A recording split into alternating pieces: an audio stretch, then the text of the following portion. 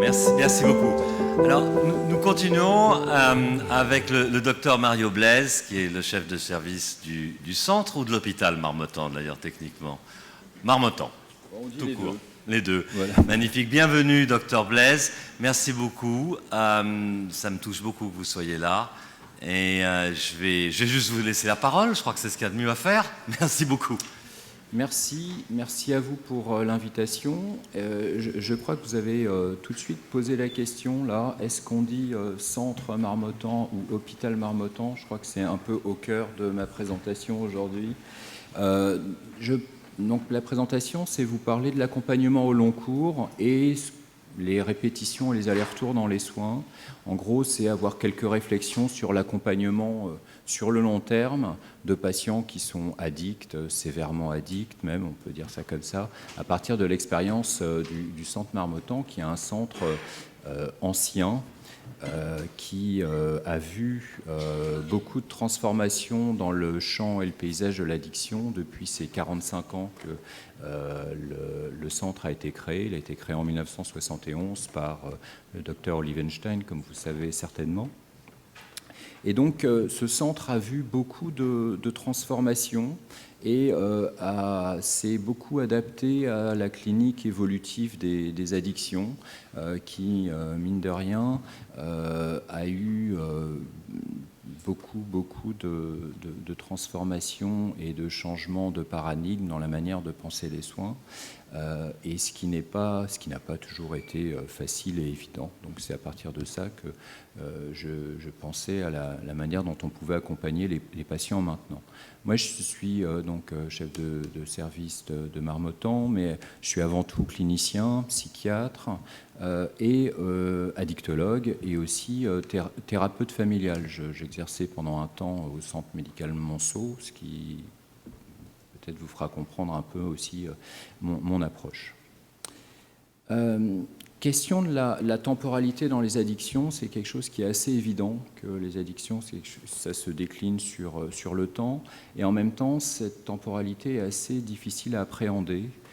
Difficile à appréhender parce qu'on a rarement une vision sur le long cours des patients, que toutes les études qui ont essayé de voir l'histoire naturelle des addictions sont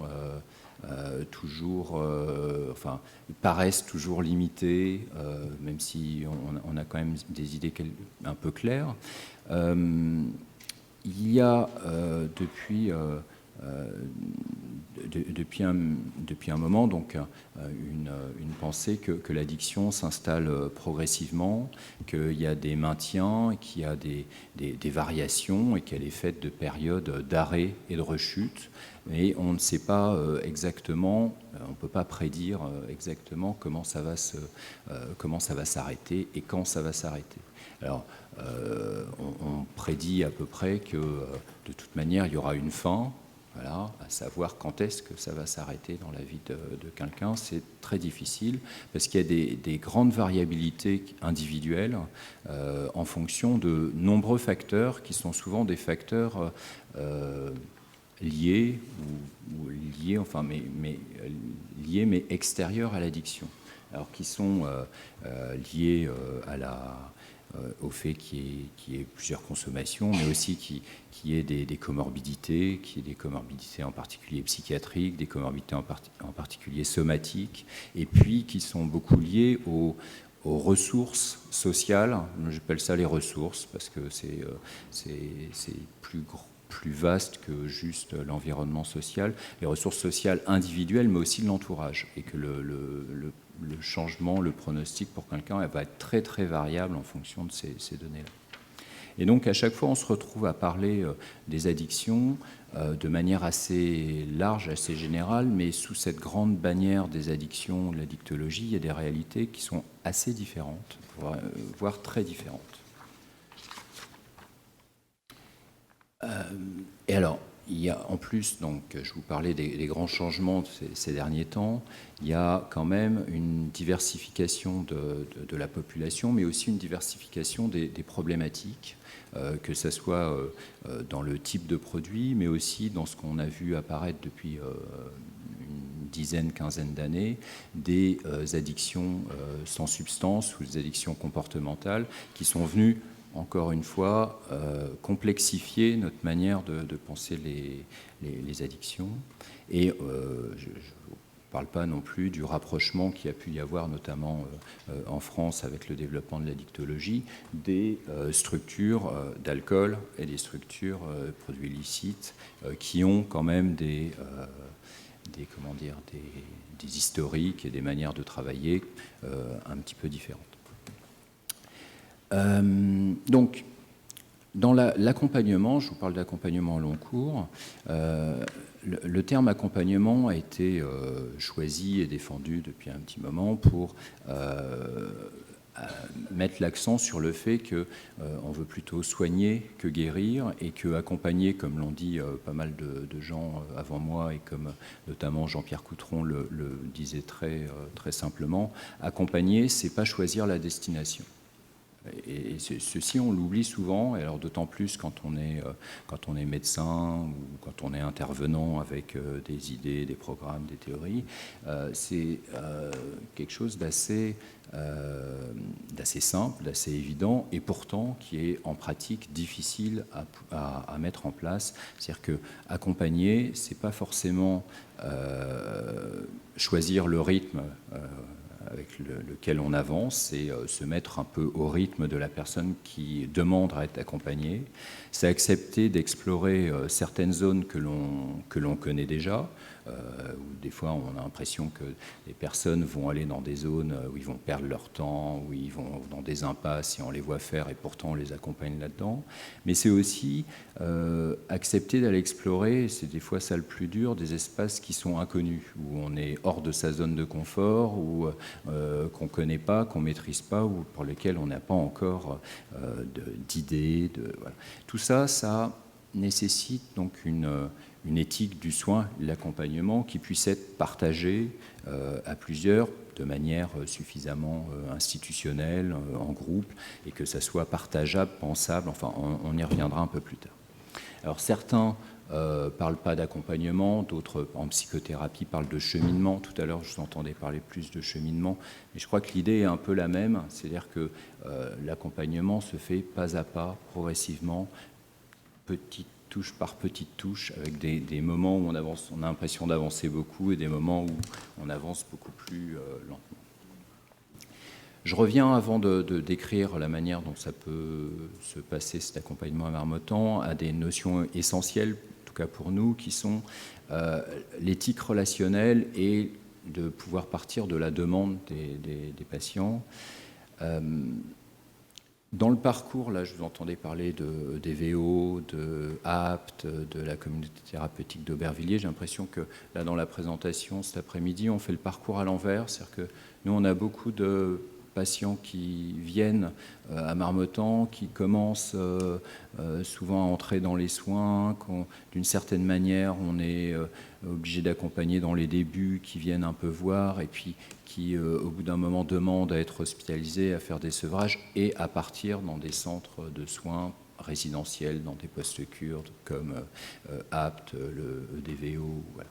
Donc, on a l'impression d'être un peu en amont des structures que vous décriviez tout à l'heure, et en amont dans le travail aussi d'accompagnement qu'on peut faire. C'est-à-dire qu'il y a d'abord presque j'allais dire un apprivoisement, enfin apprendre à se connaître dans ce sens-là, d'apprendre à se connaître, que les patients apprennent à connaître le dispositif de soins, ce qui peut exister, et apprendre à faire confiance à d'autres personnes pour les accompagner, ce qui est toujours assez difficile. Et pour ça, on reste avec notre triade de base, qui est le volontariat, l'anonymat et la gratuité, qui est en tout cas à Marmottan, qui est inscrit dans la loi de 70 depuis les débuts, et qui reste quelque chose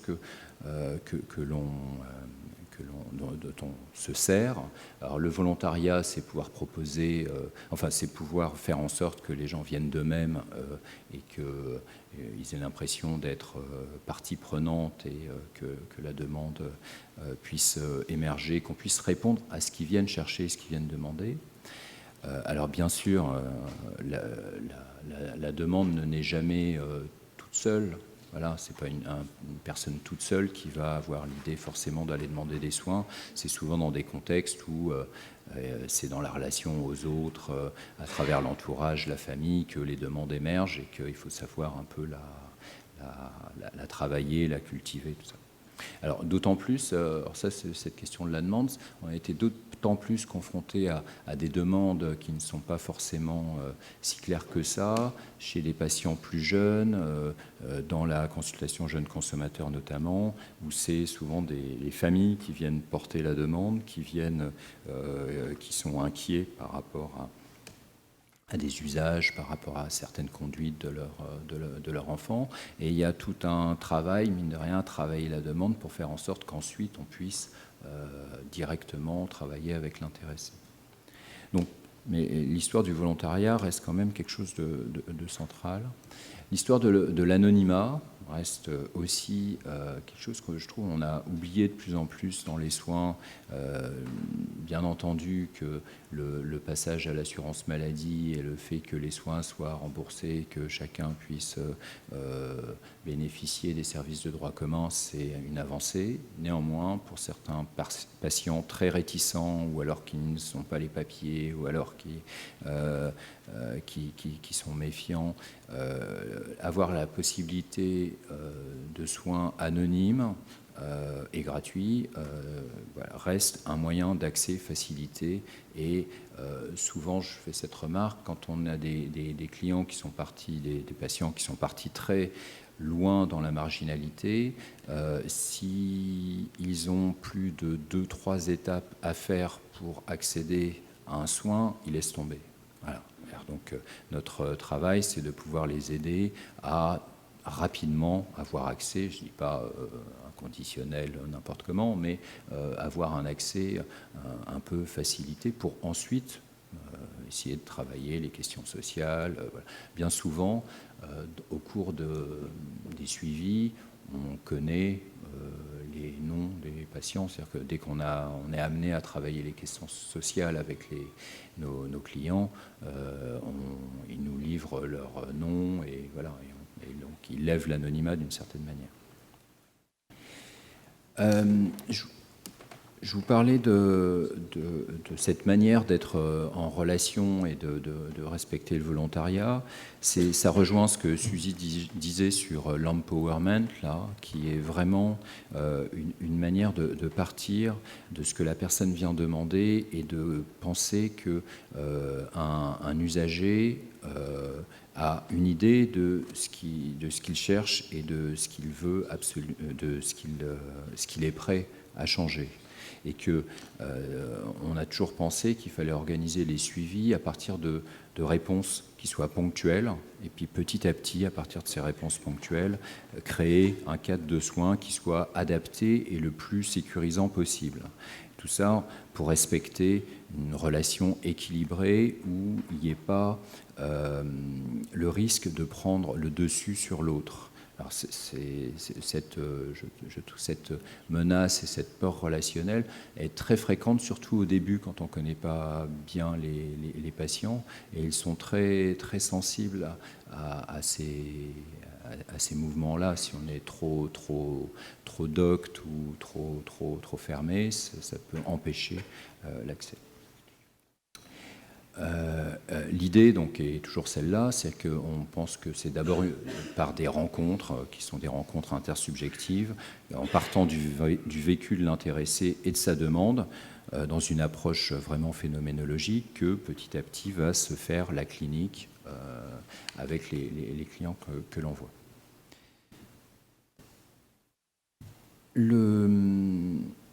Alors, je vous disais que bien sûr, il y avait besoin des autres pour prendre conscience de son problème, d'où l'intérêt aussi de laisser une place à l'entourage et maintenant, on essaie de faire assez simple, c'est-à-dire de recevoir celui qui porte la demande. On commence comme ça, c'est-à-dire que quelqu'un porte la demande, on reçoit le porteur de la demande et ensuite on voit si on peut arriver à amener l'intéressé à venir consulter pour ensuite décider de quel dispositif et de quels soins on va mettre en place. Alors, la temporalité dans les soins, c'était ça le sujet, là, la temporalité dans les soins des addictions est vraiment particulière, dans le sens où elle demande du temps, et beaucoup de temps. Quand vous décriviez des temps longs de séjour en communauté thérapeutique sur 1 an et demi, effectivement, que quelqu'un puisse se poser dans une communauté pendant 1 an et demi, c'est vraiment extraordinaire. Mais souvent, avant d'arriver à la communauté, ou même après, il y a eu des allers-retours, il y a eu des essais. J'ai souvent l'impression que les patients, ils viennent, alors, si je prends la séquence comme ça, hospitalisation, communauté, on a l'impression qu'ils viennent déjà voir en consultation que ils viennent quelque temps, et puis on les perd, ils ne reviennent pas tout de suite. Ensuite, ils vont revenir, ils vont à peu près demander une hospitalisation, on prépare l'hospitalisation, et puis l'hospitalisation est un échec, enfin, n'est pas mené à son terme, dans le sens où ils sont d'abord venus voir un peu comment c'était, et il va falloir repréparer dans un temps après encore une autre hospitalisation pour aller à son terme et avoir l'idée d'aller en communauté thérapeutique. Ensuite, pour aller en communauté thérapeutique, et ben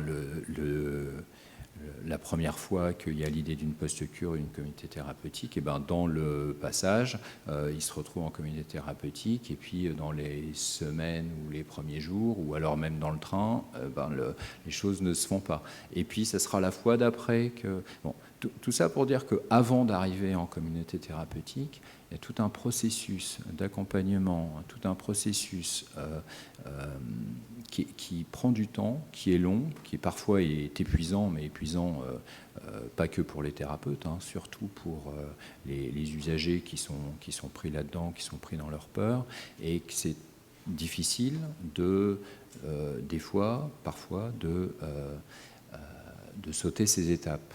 Voilà. Parfois, on y parvient plus facilement, on n'a pas besoin de toutes ces étapes, mais c'est assez fréquent. Et alors, le temps psychique, alors on le voit bien, alors ça en psychiatrie, en psychothérapie, le temps psychique a déjà une temporalité particulière, mais alors le temps psychique des addictions, alors là, la temporalité, elle est encore plus particulière, c'est un temps psychique qui est vraiment figé, ça se voit aussi... il y a Jean Furtos qui, lui, parle de temps congelé. Alors, c'est dans le domaine de la grande précarité pour les gens qui sont longtemps à la rue, qui ont un syndrome d'auto-exclusion, comme le décrit Jean Furtos. Lui, il parle de temps congelé, c'est-à-dire un temps où le psychisme est complètement congelé. Pour pouvoir le décongeler, ça prend du temps et ça fait mal. Enfin, pour prendre ces... Je me souviens d'un patient qui, lui, disait qu'il avait l'impression d'être en gare et d'avoir regardé les trains passer et d'avoir jamais pris le temps de monter dans un train et puis de continuer sa vie, quoi. Il s'était défoncé comme ça pendant 10 ans et il n'avait pas vu le temps passer tellement il était pris dans ses consommations. Le temps dans les soins, cette temporalité-là, est souvent faite d'alternance de présence et d'absence, avec parfois des périodes de rupture qui peuvent être très longues, même de 2-3 ans. C'est-à-dire qu'on est souvent très frappé de voir qu'on a l'impression d'avoir bien avancé avec quelqu'un, qu'il a pu déposer des choses assez importantes sur sa vie, sur des traumatismes, psychotraumatismes qu'il a pu vivre, traverser. On a l'impression qu'il y a eu quelque chose qui avance. Et je ne sais pas pourquoi, personne rechute ou pas, mais en tout cas disparaît des soins. Mais il faudra un temps un peu comme ça, de latence pour pouvoir reprendre des soins après. Et que cette discontinuité, c'est quelque chose d'assez fréquent dans les parcours qu'on peut avoir aussi. Et donc, ce qui induit pour les thérapeutes et pour les équipes, ce qui demande une solide capacité à résister à ces va-et-vient, à ces effondrements dépressifs de temps en temps, à ces envies de réaction d'être un peu totalitaire et de vouloir mener les choses. Et ça demande effectivement à pouvoir prendre les choses de manière posée et en même temps être confiant, pouvoir être suffisamment confiant, permettre à l'autre d'être confiant sur notre permanence et le fait d'être là et qu'elle puisse avoir recours et puisse revenir quand elle aura envie de revenir. Alors, tout ça pour dire que nous, on prône à Marmottan, dans la manière dont ça s'est construit, donc ça s'est construit, on va dire, un peu progressivement, à chaque fois en essayant de répondre à la demande des patients et en essayant d'articuler tout ça le mieux possible avec les nouveaux outils, nouveaux paradigmes, nouvelles manières de penser les soins. Alors, pour faire très, très rapidement et très, on va dire brièvement, c'était d'abord un lieu de consultation qui était ouvert toute la journée jusqu'à minuit et très peu professionnalisé, et c'était un peu le squat, tout le monde venait comme ça. Et là, les usagers eux-mêmes, enfin ça c'est dans la mythologie, les usagers eux-mêmes ont dit non, il nous faudrait une hospitalisation, un endroit clos, où il n'y ait pas de visite, pas de sortie, où on puisse se poser, tout ça. Donc un an après, il y a eu une création d'une hospitalisation avec les règles qui sont toujours un peu les mêmes, c'est-à-dire basées sur le volontariat, c'est-à-dire que les personnes viennent de manière volontaire, peuvent partir quand elles veulent, mais elles acceptent de ne pas avoir de visite et de faire un séjour un peu de rupture pendant un temps de 15 jours pour se mettre à l'abri de leur entourage, consommation et autres. Donc ça, c'était le lieu un peu emblématique pendant longtemps, qui était l'hospitalisation pour sevrage, avec dans cette chaîne thérapeutique ensuite le départ en post-cure ou en communauté thérapeutique, et puis on change, on se met au vert, et puis on change. Est arrivée, comme vous le savez, l'épidémie de sida, et beaucoup des clients de Marmottan étaient touchés par cette épidémie, et le besoin de réponses un peu plus immédiates, rapides, ont fait qu'il y a eu création d'un autre service qui était le service de médecine générale. Donc le service de médecine générale, lui, c'est un service d'accès direct aux soins somatiques tenus par des médecins généralistes qui sont initialement occupés beaucoup de sida. Maintenant, c'est plutôt l'hépatite C, mais c'est aussi tout ce qui est soins somatiques liés à des abcès, aux infections et compagnie. Donc c'est vraiment un accès facilité aux soins sans rendez-vous pour le somatique.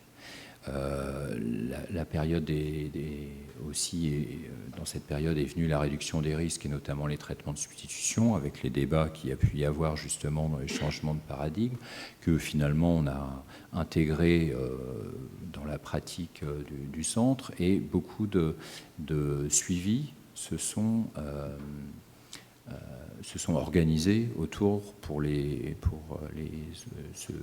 dépendants aux opiacés. Beaucoup de suivis se sont organisés autour de délivrance de traitements de substitution, et on a réussi à conjuguer à la fois des hospitalisations pour sevrage, des moments de rupture, des moments de crise, et traitements de substitution, et puis aussi des hospitalisations pour d'autres produits, gardant les traitements de substitution, sevrage de cocaïne, enfin des choses un peu plus... Avec la réduction des risques, non seulement il y a eu les traitements de substitution, mais aussi toute une philosophie de remise de matériel de réduction des risques, de seringues, de pipes à crack. Voilà. Donc on a intégré tous ces outils, mine de rien, dans la consultation, qui fait qu'on en arrive à avoir... Alors, et j'oublie encore dans les années 2000, la venue d'une population un peu différente, qui naît pour des addictions sans produit. donc des joueurs d'argent, puis des joueurs de jeux vidéo, et tout ce monde-là, voilà, si on peut dire ça comme ça, s'est retrouvé dans la même institution, la même salle d'attente, la même porte d'entrée, enfin voilà, et des thérapeutes plus ou moins différents, mais des fois les mêmes, qui pouvaient à la fois voir des joueurs et puis à certains moments se servir de l'hospitalisation, par exemple pour des joueurs qui avaient besoin de faire des séjours de rupture. Et on était assez surpris de voir que les usagers s'y sont faits et ont compris l'intérêt d'utiliser des outils communs pour des populations qui, comme ça, sembleraient assez différentes.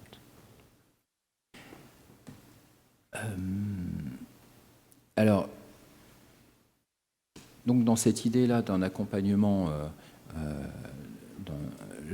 l'accompagnement se veut le plus souple possible, avec des portes d'entrée, le plus de portes d'entrée possible, ce qui fait qu'il y avait un patient que je vois qui me disait que ce qu'il appréciait à Marmottan, c'est que tout en étant sérieux, on avait vulgarisé la médecine. C'est une manière de dire pour lui qu'on avait réussi à faire en sorte de rendre accessible la médecine, voilà, et que de rendre l'accès aux soins vraiment facilité. Et donc, on fait par exemple en médecine générale là, un accès au dépistage avec les TROD pour l'hépatite C rapide, on fait des groupes, tout ça, mais on fait aussi en sorte qu'il y ait un hépatologue qui puisse venir superviser les cas pour permettre un accès rapide au traitement d'hépatite C. Et donc c'est un des points forts du service de médecine générale, de pouvoir mettre en place des traitements d'hépatite C in situ à partir de la consultation de médecine générale, ce qui facilite grandement, mine de rien, l'accès aux soins. Dans cette construction comme ça progressive de l'alliance thérapeutique, donc qui se fait à partir de réponses qui sont des réponses ponctuelles, mais c'est des réponses qui soient à la fois médicales, à la fois psychologiques et à la fois sociales. On reconnaît un peu les recommandations comme ça, médico-psychosociales, mais je pense qu'à Marmottan, on essaie vraiment de le faire, et la construction progressive du centre a fait en sorte qu'on ait à la fois une structure médico-sociale et à la fois sanitaire. On est à la fois un centre, c'est-à-dire on est à la fois un XAPA avec une culture comme ça médico-sociale, c'est-à-dire avec des éducateurs, des assistantes sociales, des médiateurs de santé, des ex-usagers qui sont des accueillants chez nous. Enfin, voilà, donc on est de cette culture-là, et à la fois on est un hôpital avec une hospitalisation, un service de médecine générale, des médecins, des psychologues, des infirmiers, mais on travaille dans une même équipe, ce qui fait que l'articulation médico-psychosociale se fait au quotidien et se conjugue au quotidien, ce qui n'est pas toujours évident et pas toujours facile. Mais justement, les discussions sont riches et les échanges dans l'équipe aussi. Et alors, ces concepts comme ça, mine de rien, sous-jacents dans les soins, influent forcément le discours, la nature des soins et la manière dont on va co-construire l'accompagnement avec les usagers. Donc notre parti, et depuis un petit moment, c'est d'essayer de conjuguer l'approche médicale et l'approche psychosociale. Et donc ça donne un côté, parfois, qui est un peu bricolé, intégratif, mais qui reste quand même assumé, voilà, pour essayer de faire qu'on puisse un peu apporter offrir un suivi un peu à la carte pour les patients, et qu'en fonction de où ils en sont et du moment dans leur trajectoire, ils puissent choisir quelque chose et puis commencer les soins comme ça, et puis y revenir, et qui est fait d'aller-retour. C'est pour ça qu'on se retrouve parfois dans des fonctions des équipes, dans des fonctions un peu médicales, et parfois dans des fonctions un peu d'éducateurs ou d'assistantes sociales, et que les points de vue se discutent souvent. Pour travailler là, et je trouve qu'on a un bon aperçu cet après-midi, les soins demandent des espaces évolutifs, où les gens puissent être accompagnés, qui soient faits de lieux qui soient divers et de personnes différentes. Ça, c'est quelque chose qui est primordial.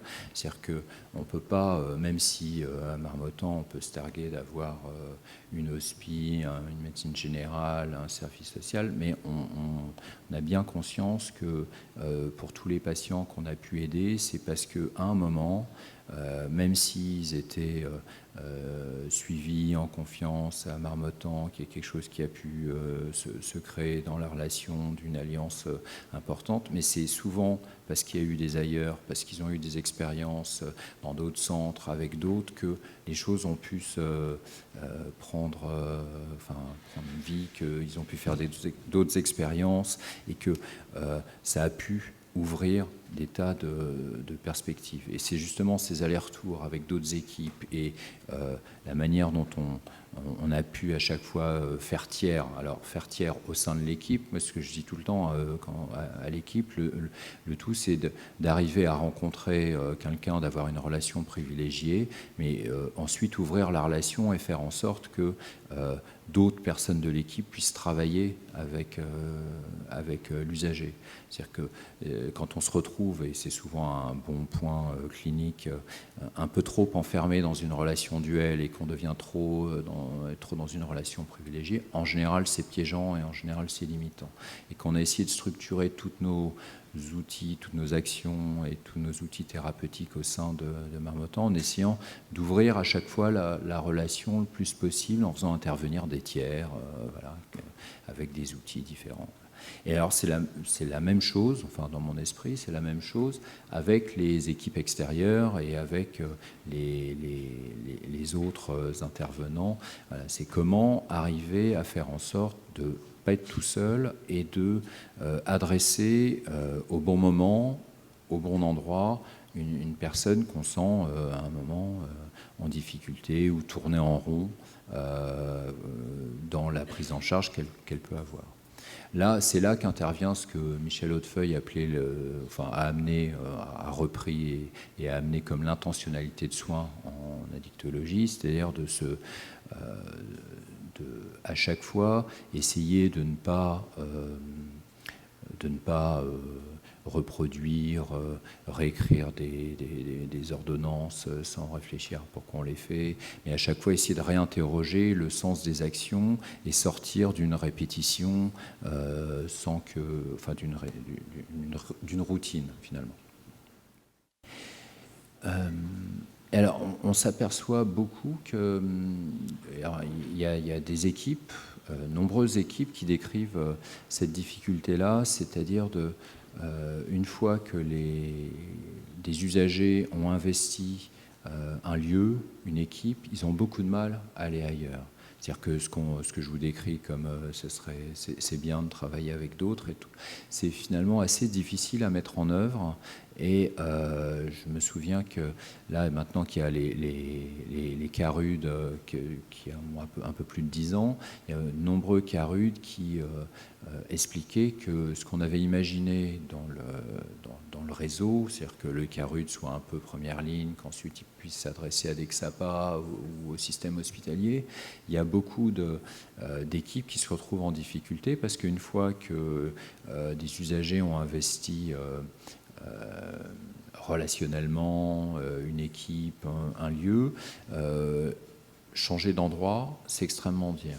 Et donc il y a comme ça des populations un peu captives, un petit peu en difficulté pour pouvoir passer d'un endroit à l'autre, ou plutôt, pour être plus vrai, on s'aperçoit que ça prend énormément de temps. Voilà. C'est-à-dire que ça prend énormément de temps et ça demande aussi à être accompagné. Et alors, quand je dis accompagné, c'est un travail d'accompagnement entre l'équipe qui adresse et l'équipe qui reçoit, mais aussi un accompagnement physique et un accompagnement, et que cet accompagnement-là demande du temps, des moyens, et que je trouve on réalise assez récemment que l'accompagnement physique pour des personnes en très grande vulnérabilité, précarité, est quelque chose d'absolument nécessaire et indispensable. Pour le dire autrement, on ne va pas seul dans un hôpital, on ne va pas seul dans un endroit, et que souvent on demande à nos patients d'aller tout seuls à l'hôpital, chose qu'on fait rarement. Il y a toujours quelqu'un pour accompagner, soit quelqu'un de la famille, soit une ressource. Et souvent on a des patients qui, eux, n'ont pas ces ressources-là et n'ont pas ces moyens-là. Donc, sur l'accompagnement, on prend plutôt un suivi qui soit souple, qui soit fait à la carte, mais qui est souvent fait de moments forts. Alors, ce que j'appelle les moments forts, c'est des moments qui sont particulièrement féconds, qui sont marquants, et qui sont souvent des moments de crise, et qui servent souvent de point d'appui dans les suivis. Alors, dans les moments forts, bien sûr, il y a les moments qui sont des moments médicaux, c'est-à-dire qu'il y a... là, je parle, c'est le médecin qui parle, mais forcément, il y a des moments qui sont des moments somatiques, où des personnes peuvent prendre conscience des limites de leur consommation, des limites de leur corps, parce qu'ils tombent malades, et c'est souvent des moments propices d'accompagnement pour pouvoir aider une personne à avancer dans sa problématique. On a été très frappés, nous, avec l'hépatite C. Alors je parle là au moment des anciens traitements, les traitements qui duraient 6 mois, 9 mois, tout ça, de voir comment cette population toxicomane qu'on décrivait comme non compliante, de toute façon, ils ne suivent rien, tout ça, ils ont réussi une fois. Alors, ce qui était difficile, c'était de convaincre une personne à démarrer un traitement, mais une fois qu'elle a démarré un traitement, la plupart, ils allaient jusqu'au bout, malgré les effets secondaires, malgré les douleurs que ça pouvait engendrer, mais en tout cas, ils étaient compliants, autant que la moyenne, voire bien plus, en tout cas avec l'accompagnement qu'on pouvait leur procurer.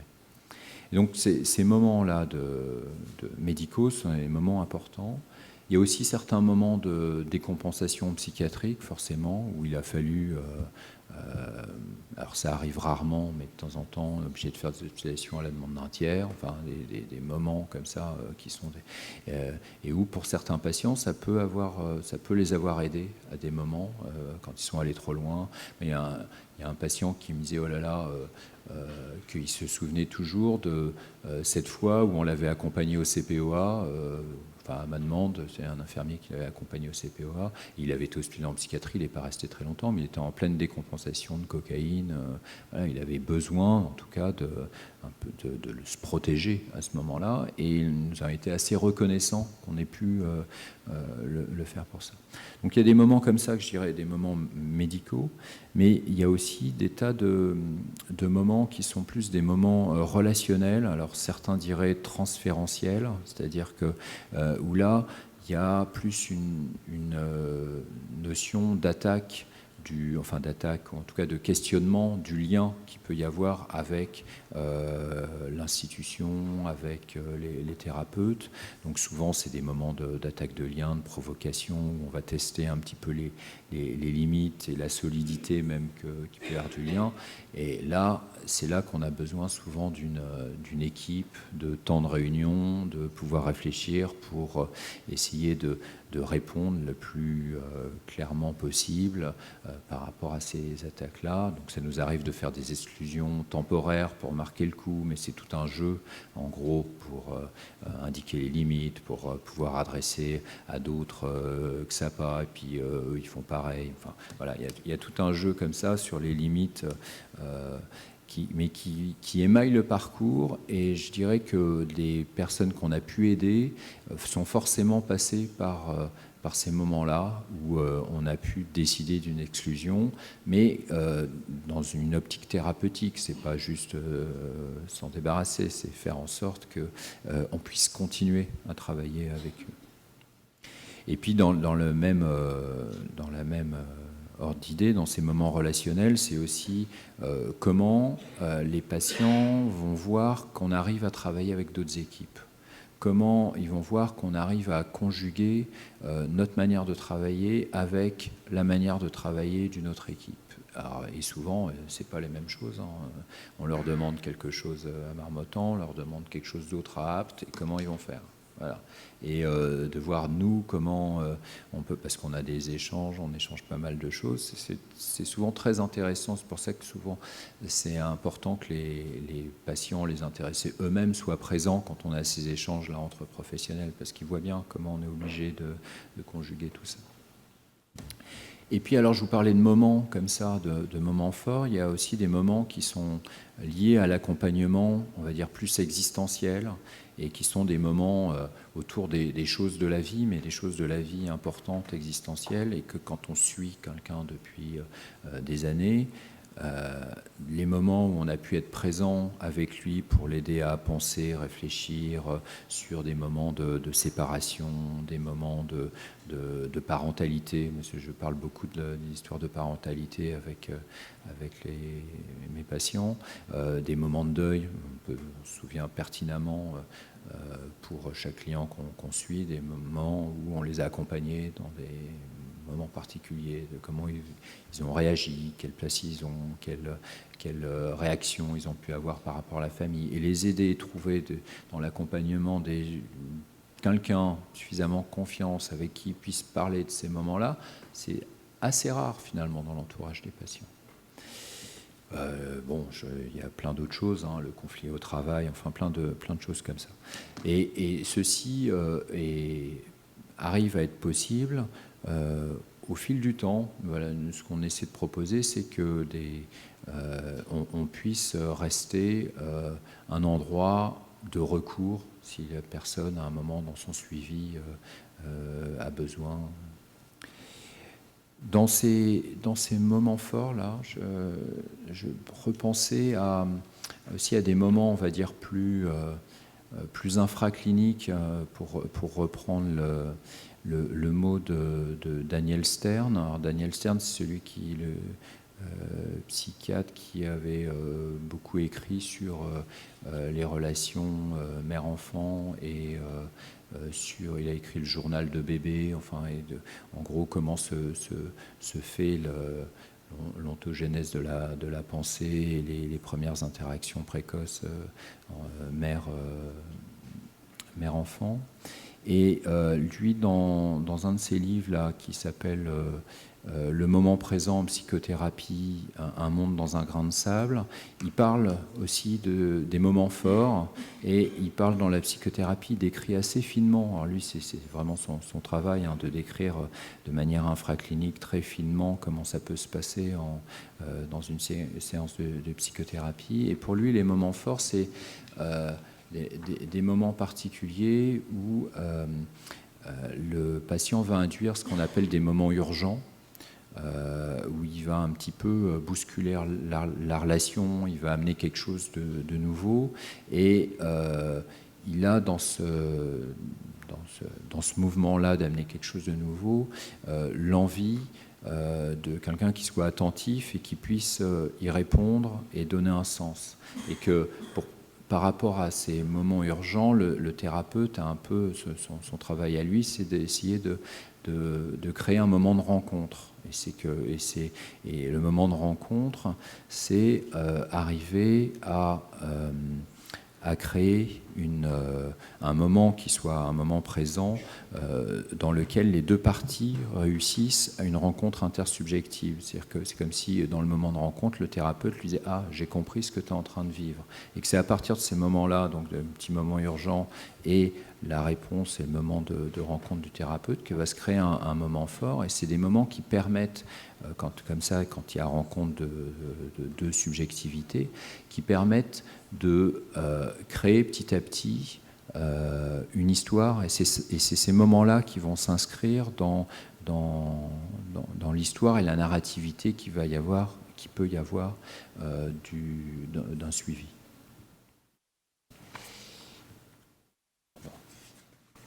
Alors pour conclure, je reviens sur cette idée qu'il faut vraiment la possibilité d'un suivi qui soit long, qui soit le plus souple possible, avec des intensités variables, c'est-à-dire avec des moments forts, des ruptures, et puis des moments plus de routine, un peu plus faibles, à interroger, mais vraiment l'intensité pour les patients qu'on est amené à suivre, elle est variable, et le suivi aussi est variable. Il faut pouvoir avoir recours à une équipe qui soit suffisamment diverse et pluridisciplinaire pour justement un peu porter toutes les ambivalences, tous les questionnements et toutes les différences que peuvent avoir les sujets et tout ce que peuvent traverser les patients. Et donc pour ça, il faut des lieux de soins qui soient multiples et qui puissent répondre aux différents moments de la trajectoire des usagers.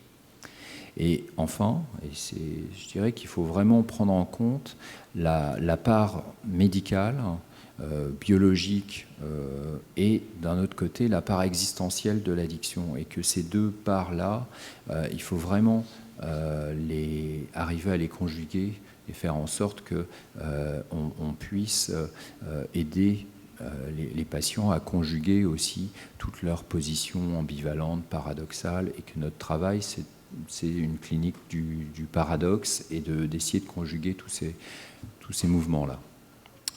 Merci de votre attention.